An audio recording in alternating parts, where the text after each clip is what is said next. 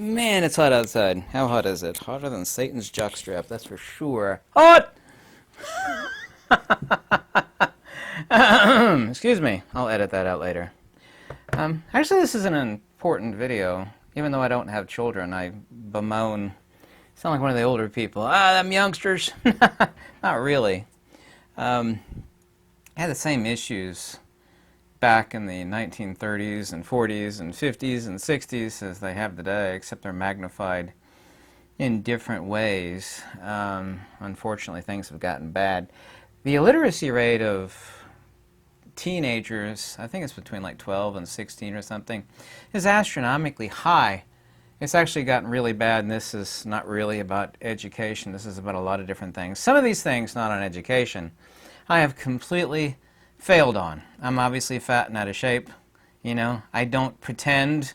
It's kind of like, remember when a certain very tall yet portly guy with a mustache, a doctor, was making health books. He actually wrote books on health, and he himself, even though he's really tall, is like an enormous guy. It's like, that's a little bit hypocritical. I'll let you figure out which really tall doctor with a mustache that was. So I know I've actually failed in a few of these things. Obviously, I get planted behind the computer way too much. I failed in that, working 7 days a week. I wanted to spend the night at the cabin last night. I went down there. I had some stuff to do. But I was only able to spend about 7 hours there. It was just, I like to spend the night. Time to drive home. There's just too much work to do. So I've failed at that, obviously. I should have learned the stock market, which, of course, I've said that a million times over. I made some really killer deals early in life on real estate, on desert scrub land in Utah, and I basically made more money within a week than I normally make in a year. And, I should have said, self, yes, self, you made more money in a week than you normally make in a year. Maybe you should pursue the real estate angle. Like, some aspect of me is like, nah. So that is a complete failure. That's something I've failed at, and obviously I'm out of shape. But I'd like to talk about a few points here, because I know the comments that people leave, so I'm directly getting it here. This is about a higher order life. Doesn't matter what issues you've been born with. I got some pasty English genetics myself. I don't actually sunburn that bad, but the genetics of my hair like vanished when I was in my late 20s. Of course, the monks call hair ignorance grass, so I guess that's okay. Have you ever heard that one before? Hair is ignorance grass. Anyway, getting directly onto the point here.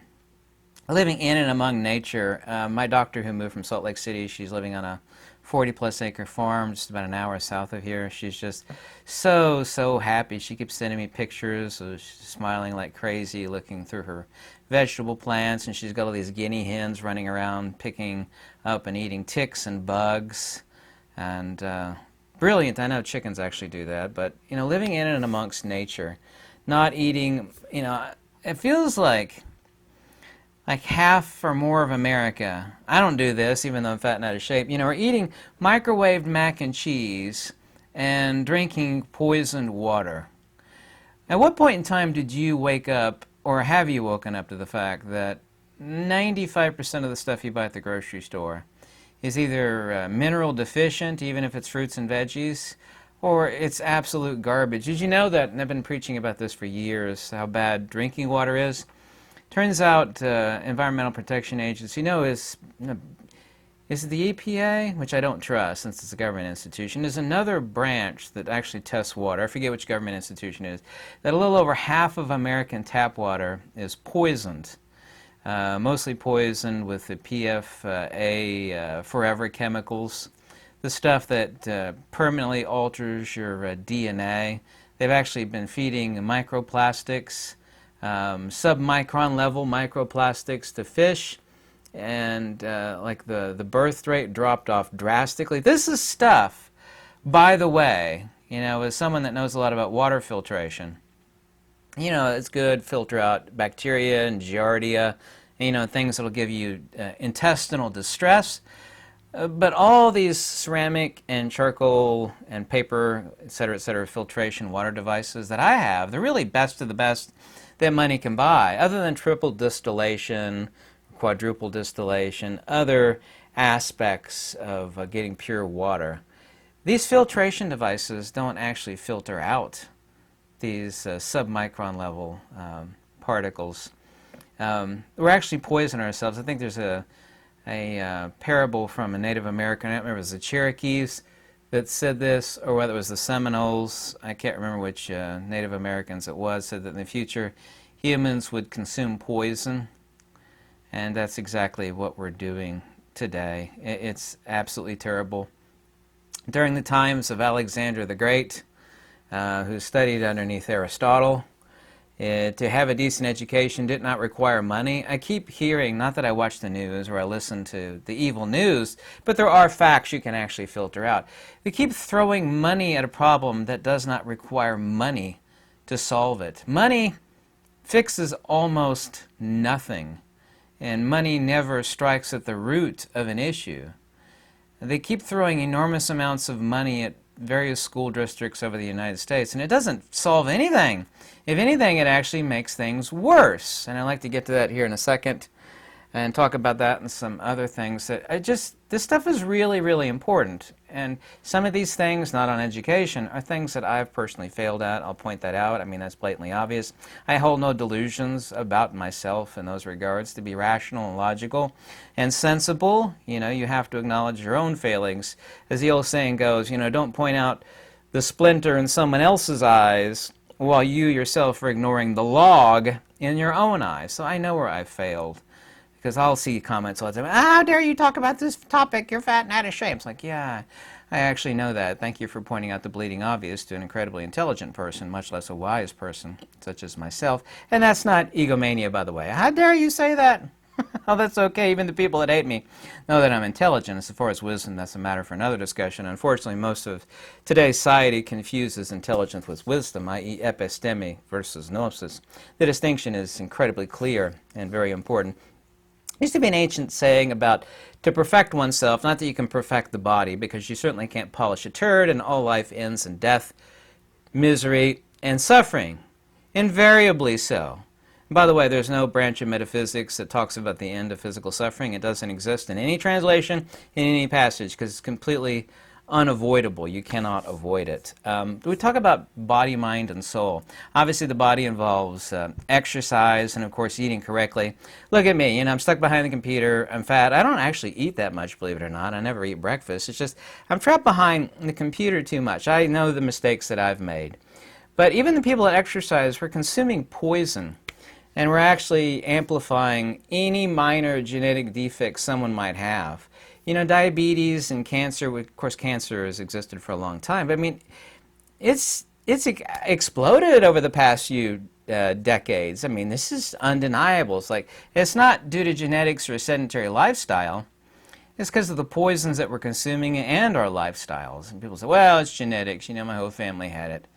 It can be reversed unless it's type 1 diabetes. I know the different types of diabetes, for example, but I know where I've actually failed on the body, for example. But even people that exercise, we're consuming poison. We're eating the stuff that's planted in depleted soil, getting on to mind.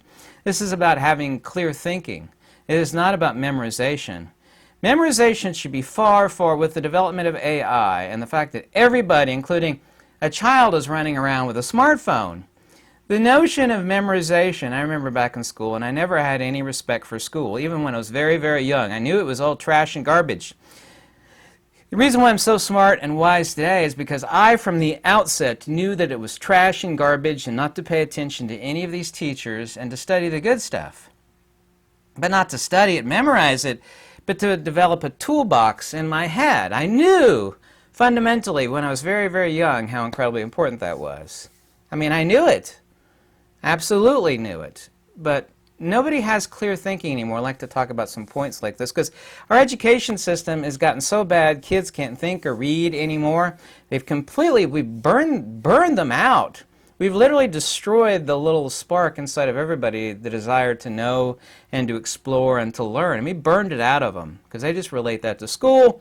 It's a post-traumatic stress disorder where you relate learning and understanding and the joy of grasping nature with school is something absolutely horrible. So there's this block where, you know, you relate something that's always supposed to be beautiful up until the time of your death with something horrible that started from day one, essentially, in public school system or even a private school system. And it's not supposed to be that way. So body, mind, and soul. The soul, of course, is regarding wisdom, because wisdom is just a fancy, crazy word that refers to self-proximity. Gnosis, i.e. wisdom, i.e. light, vidya, or gnosis, it means light. Self-proximity, extrapolation from the psychophysical. This is how one leads a more peaceful life. That's not my opinion, that's a fact. So body, mind, and soul. I've obviously failed on the body, obviously so. We're not allowed to choose the genetics that we're certainly born with. We have some sort of horrible thing that sidelines us, or, you know, some sort of really strange, abnormal thing that might, you know, take somebody when they're a teenager. But a lot of this is certainly not genetic, actually, rather EMF and the fact that we're consuming poison. I understand what it is to be poor. I mean, growing up, we talk about poor. I ate this stuff that was basically cat food in a can, and they smear it on bread. You know, that's what I was fed. I mean, that stuff is poison. It's called devilwood. It's got a little devil on the side of the can. It's in a little white can. It's got a little devil with a pitchfork on the side of it. It's called Underwood devil. It's cat food. It's human cat food. So I know about growing up and eating poison. I know about it. I knew fundamentally even then that it was, you know, this stuff is evil. This stuff is not real food, but, you know, grew up poor. I mean, essentially I still am poor, but I can farm, but now, of course, I've failed at the fact that I don't have time to farm and garden, even though I do know how. Thankfully, my grandfather taught me. So body, mind, and soul, and this stuff is never taught in school.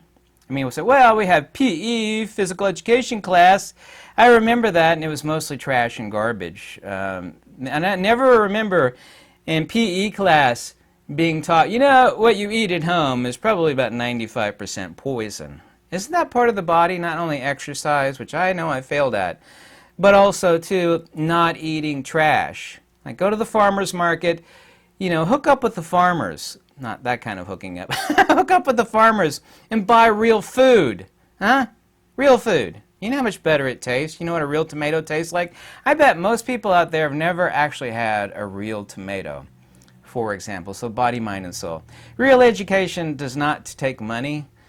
Today's education is not education at all. It's rather indoctrination. We're burning out kids' brains with trash and memorization. Given AI and the fact that every preteen has a cell phone, not that that's really a good thing. That's bad for the body, the EMF. I mean, always put it on speaker, at least. It's not that bad. Of course, I know a cell phone's a tracking device. I know all the evils of a cell phone. It's a horrible, evil device.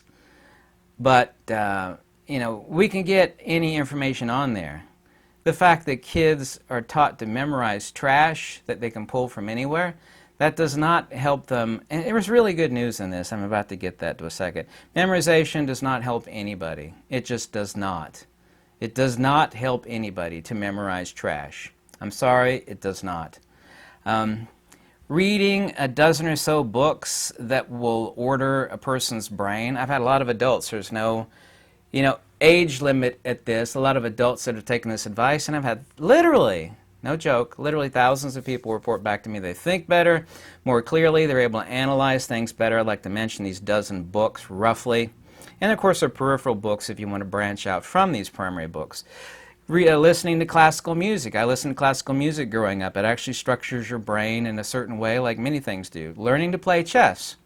I'm against wasting time on gameplay, but it actually structures the mind. Every kid should grow up.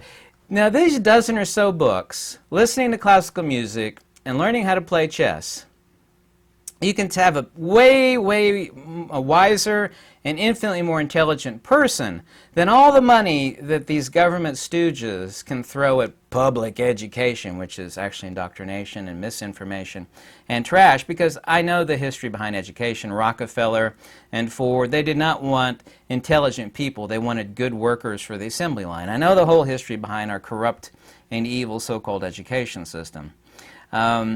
Not hands on the iPad. I know I'm reading from an iPad right now. Not having hands-on with an iPad. Kids will actually have these applications like, well, they learn some stuff. Whatever happened to being barefoot and dirty out in the field and like lifting up rocks, you know, unless you got an issue with scorpions and venomous snakes, lifting up rocks and looking and examining nature personally. That's how I grew up. Walking in the stream, picking up fishes and crawdads, you know, little crayfish, and examining and looking at nature and how nature behaves. Kids these days, unfortunately, don't do that.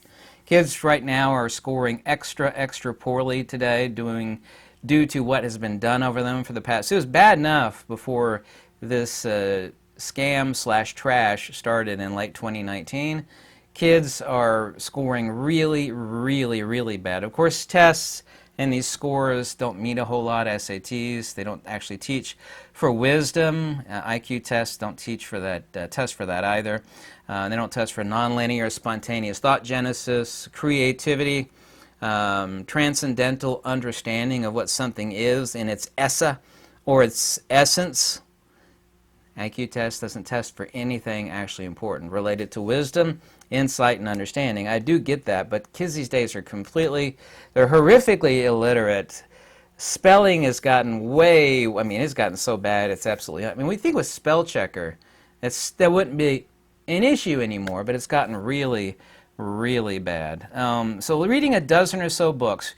When Alexander the Great studied at the feet of Aristotle, do you really think that some of the people that wrote some of the most intelligent stuff that most people can't even read because it is so in outer space, the manner in which it's written, it's like reading a puzzle wrapped inside of an enigma, wrapped inside of a mystery. It's that people like, I can't read this stuff. It's in English, but I can't grasp it. Many of the people that wrote that stuff, they did not get within a million miles of even thinking of memorizing 1/100th of the trash today's kids memorize. But those kids, they can't even read this stuff, much less even think like that. So Aristotle the Great, some of the greatest masters who ever lived, that wrote some of the best, most dense, incredibly intellectual books you've ever thought of, they only read about 12 to 30 primary works, and they read it slowly, and they thought about it while they read it. And so the good news is that there is an extreme, yes, anybody at homeschool should listen to this, there is an extreme shortcut to a far superior education. If I'm not a shining example of that, I don't know what is. Obviously not my health and the fact that I'm fat. I'm not going to comment about that. It's like, oh, I'm not going to take your word for it. You're fat. Yeah, but I was called a prodigy by my college professors for a reason. I was taking college classes. And it's not because, well, you're born with a superior intellect. That's not the case. Born in the same mind you were. It's that I knew my teachers were garbage, and I did not listen to them because everything they taught was trash and nonsense. I knew fundamentally and instinctively where to go to get something far superior than an education. Here's a dozen or so books that I recommend. You can argue for or against one or two of these maybe, and there, of course, are off-branching books. The Periphysian by John the Scot, Periphysian. The Enneads of Plotinus, Gemistus Platon. Yeah, Gemistus Platon. The last great Platonic scholar. The Upanishads, The Universal One by Walter Russell. Collectively, the Parmenides and the Timaeus, which was not written by Plato. It's far more ancient than that, those two works. The Parmenides and the Timaeus. Philosophy's a Right of Rebirth by Algis Udavinis. Metaphysics by A.K. Kumaraswamy, Dr. A.K. Kumaraswamy. Syrianus. Syrianus is a Neoplatonic Platonist. The 3-volume set of Meister Eckhart. If you're a Christian, you would love reading Meister Eckhart. Metaphysics by Dr. A.K. Kumaraswamy. Yes, I already mentioned that, excuse me. The two main books of Advaita Vedanta by Shri Sankaracharya, i.e. the Upadisa Sahasri and the Vivacudamuni. There's countless thousands of great translations out there. Traditional Art and Symbolism by Dr. A.K. Kumaraswamy. She's a friend of mine, I'm a friend of hers. She's the only living author that I respect. She retired to Uganda. She's got a really thick Irish accent. Love her to death. Deidre Caribbean's book, The Unknown God, about apophatism and the Via Negativa. It's available on Amazon.com.